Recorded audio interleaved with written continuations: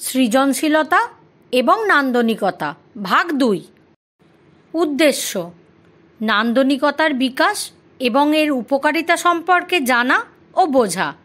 শিশুদের সাথে নান্দনিক বিকাশের কার্যকলাপগুলি সংগঠিত করতে সক্ষম হবে। নমস্কার। গত সপ্তাহে আমরা জেনেছি যে প্রাথমিক বছরগুলিতে বাড়ির সদস্যরাই শিশুদের একটি সৃজনশীল পরিবেশ প্রদান করে তাদের সৃজনশীলতার বিকাশ এবং খেলার মাধ্যমে নিজের দক্ষতার বিকাশ ঘটাতে সহায়তা করে। শিশুদের প্রচেষ্টার প্রশংসা করতে হবে এবং তাদের স্ক্রিন টাইম যত কম হবে শিশুরা সৃজনশীলতার জন্য তত বেশি সময় পাবে। কিন্তু এর পাশাপাশি তাদের নান্দনিকতার জ্ঞান থাকাও সমান গুরুত্বপূর্ণ। আজ আমরা নান্দনিকতা কী এবং ছোট শিশুদের মধ্যে নান্দনিক বিকাশ বৃদ্ধি করার জন্য পিতামাতা এবং শিক্ষকদের ভূমিকা কী হওয়া উচিত সেই সম্পর্কে বিস্তারিতভাবে জানব। শিশুদের মধ্যে নান্দনিক বোধের অর্থ হল তারা তাদের চারপাশের জিনিসগুলির সৌন্দর্যকে বুঝতে, চিনতে এবং উপলব্ধি করতে পারে। এর মধ্যে রয়েছে প্রাকৃতিক, শৈল্পিক এবং সাংস্কৃতিক সৌন্দর্য।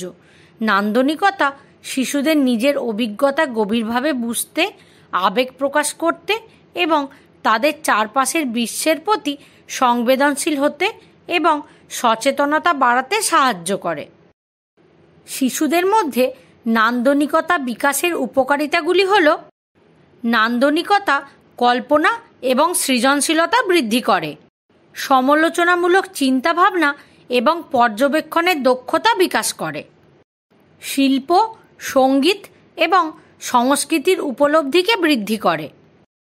এটি শিশুদের দৈনন্দিন জীবনে নিজের পরিচয় শক্তিশালী করার সুযোগ দেয়।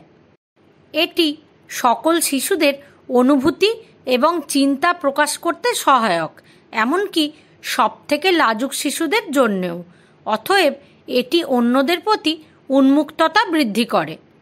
এটি শিশুদের যে কোনো জিনিসকে একটি নতুন দৃষ্টিকোণ থেকে দেখতে সাহায্য করে এবং পরিবেশকে বিভিন্ন দৃষ্টিকোণ থেকে দেখতে শেখায়। যখন শিশুদের কোনো সমস্যার সমাধান খুঁজতে হয় বা কোনো বাধা অতিক্রম করতে হয়, তখন এটি সঠিক অথবা বাস্তব ধারণা বা সমাধানের অনুসন্ধানকে উৎসাহিত করে। একাগ্রতা এবং আত্মবিশ্বাসের বিকাশে অবদান রাখে। শিশুদের মধ্যে নান্দনিকতার বিকাশ অনেক ক্ষেত্রে গুরুত্বপূর্ণ। এটি তাদের সামাজিক, আবেগজনিত এবং মানসিক বিকাশের একটি গুরুত্বপূর্ণ অংশ। এখানে কিছু উপায় বলা হয়েছে যা তাদের এগিয়ে যেতে সাহায্য করতে পারে। ইতিবাচক প্রক্রিয়া প্রদান করা। শিশুদের প্রশংসা করুন এবং তাদের নিজের পরিস্থিতিতে সম্মানিত বোধ করতে অনুপ্রাণিত করুন। ছবি আঁকা এবং রং করা। শিশুদের ছবি আঁকতে এবং রং করতে উৎসাহিত করুন। তাদের বিভিন্ন রং ব্যবহার করতে দিন এবং তাদের কল্পনাগুলি কাগজে প্রকাশ করার সুযোগ দিন। প্রকৃতি দেখানো এবং সৌন্দর্যের প্রশংসা। শিশুদের অঙ্গনওয়াড়ির বাইরে আশেপাশে নিয়ে যান। তাদের গাছ, ফুল, পাখি এবং অন্যান্য প্রাকৃতিক সৌন্দর্য সম্পর্কে তথ্য দিন। শিশুদের প্রাকৃতিক সৌন্দর্যের প্রশংসা করার জন্য বিভিন্ন পদ্ধতি ব্যবহার করে কার্যকলাপ করান, যেমন আঁকার মাধ্যমে, বর্ণনা করে, নিজের ভাষায় লিখে বা গল্পের সাথে জুড়ে ইত্যাদি। কলা বা হস্তশিল্পের কাজ। শিশুদের বিভিন্ন হস্তশিল্পে জড়িত করুন, যেখানে তারা নতুন জিনিস তৈরি করতে শিখতে পারে, যেমন কাগজ বা মাটি থেকে কিছু তৈরি করা। এছাড়াও শিশুদের paper cutting, clay modelling, paper folding, origami এর মতো কার্যকলাপে জড়িত করুন। এতে তাদের সৃজনশীলতা ও সৌন্দর্যের প্রতি আগ্রহ বাড়বে। সঙ্গীত এবং নৃত্য। শিশুদের গান ও নাচের প্রতি আগ্রহ তৈরি করতে অনুপ্রাণিত করুন। গান শোনা, গান গাওয়া এবং নাচ করা তাদের নান্দনিক বোধকে বৃদ্ধি করে। ছবি আঁকা এবং আঁকা প্রতিযোগিতা। শিশুদের ছবি আঁকতে ও আঁকা প্রতিযোগিতায় অংশগ্রহণ করতে উদ্বুদ্ধ করুন। এতে তাদের আত্মবিশ্বাস বাড়ে এবং তারা নিজের দক্ষতাকে ভালোভাবে বাড়াতে পারে। সাজসজ্জা এবং প্রসাধন। শিশুদের তাদের শ্রেণীকক্ষ সাজানোর কাজে যুক্ত করুন।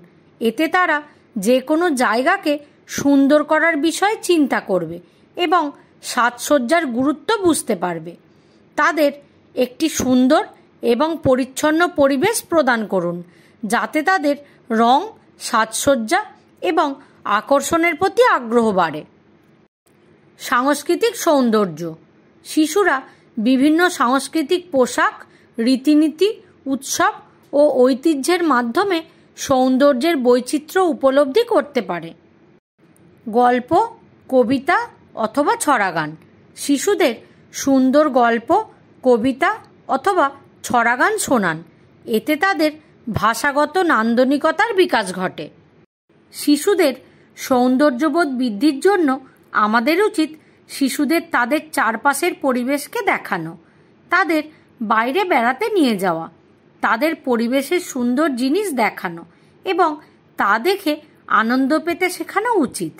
তাদের বাড়ি, স্কুল এবং আশেপাশের পরিবেশ সুন্দর রাখতে সাহায্য করা, যেমন গাছ লাগানো, আশেপাশের ময়লা পরিষ্কার করা, নিজেদের পরিষ্কার পরিচ্ছন্নতার প্রতি মনোযোগ দেওয়া এবং তাদের আচরণের মাধ্যমে বাকিদের মধ্যে নিজের জায়গা তৈরি করা ইত্যাদি। সংক্ষেপে, নান্দনিকতা শিশুদের মধ্যে সংবেদনশীলতা এবং সহানুভূতি বৃদ্ধি করে, যার ফলে তারা অন্যদের অনুভূতি এবং আবেগগুলিকে আরও ভালোভাবে বুঝতে পারে। আজকের অ্যাসাইনমেন্ট হলো নিচে দেওয়া বিষয়গুলির ওপর নিজের জন্য একটি সৃজনশীল এবং নান্দনিক স্ক্র্যাপবুক তৈরি করুন, যা আপনার ফিল্ড ওয়ার্কে কার্যকর হবে। আপনার স্ক্র্যাপবুকের একটি ভিডিও তৈরি করুন এবং আমাদের সাথে শেয়ার করুন। ধন্যবাদ।